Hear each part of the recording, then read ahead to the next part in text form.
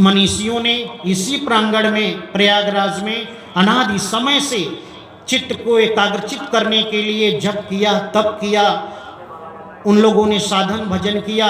वही आज यहाँ अमृत तुल्य समाज को देखने को मिल रहा है कि वह अमृत कैसे प्राप्त किया जाए, ध्यान कैसे किया जाए, चित्त जब संसार में बहका है इसको एकाग्रचित करने का साधन क्या है। तो इसी प्रकार थोड़ा थोड़ा समय निकाल के अगर हम लोग 10 मिनट आधा घंटा भी अगर समय देने लगेंगे, जैसे छठी छवाही मरनी करनी सब अनिवार्य है, तो अपने जीवन में 10 मिनट क्यों न अपने आत्मा के लिए समय निकाला जाए। नहीं, स्वजनों को कंधे पे लाद के जब आप लोग चलते हैं शमशान की तरफ, तो यही बोलते हैं कि राम नाम सत्य है, लेकिन मुर्दा बेचारा सुन नहीं रहा है। जिंदा पे अगर वो कहा गया होता तो शायद कान में पड़ा होता तो काम करता, मरने के बाद वो कहाँ सुन रहे हैं। अवधु जीवत में कर आशा, मुए मुक्ति कहे स्वार्थी झूठा दे विश्वासा। कोई कहे मरने के बाद मुक्ति मिलती है, वो आपको झूठा विश्वास दे रहा है। मुक्ति जीते जी होती है, मरने के बाद कोई मुक्ति का सिलसिला नहीं है। इसलिए अपने जीते जी इस मन को बस में करना है। वैसे भोजन ध्यान के द्वारा यह भजन होता है। जिति पवन मन गो निरस मुन ध्यान कबहू का पावही। इस पवन को जीतना है, मन सहित इंद्रियों को निरस करना है। यही उपक्रम वह विधि भगवान कृष्ण पांडवों को दिए थे। वह इष्ट के द्वारा, सूर्य के द्वारा भोजन बटलोई में बनता था। उसे जब तक द्रौपदी खा न ले तब तक सबको खिलाया जा सकता था। यह ध्यान द्रौपदी है, ब्रह्म विद्या ही बटलोई है।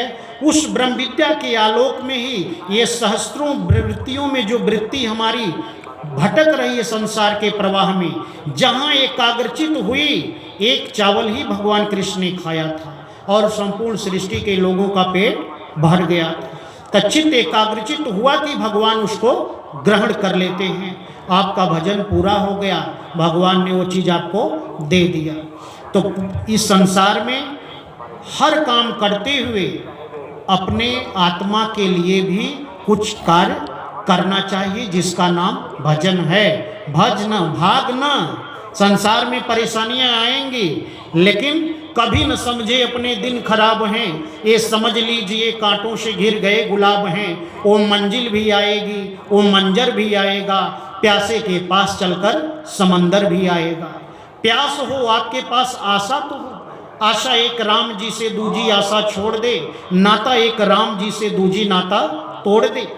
आपके प्यास, सबरी माँ को प्यास थी, वह भगवान जब निकले हैं वन के लिए तो रास्ते में नहीं पड़ा, कुछ दूर था, लेकिन सबरी माँ के प्रेम भक्ति के लिए मतंग ऋषि ने आशीर्वाद दिया था कि प्रभु भगवान आके दर्शन देंगे, बिटिया तुम राम राम करो। राम जी भी नहीं बोलने आता था, एक मजीरा उन्होंने दे दिया और वो गाने लगी मजीरा मजीरा मजीरा मजीरा।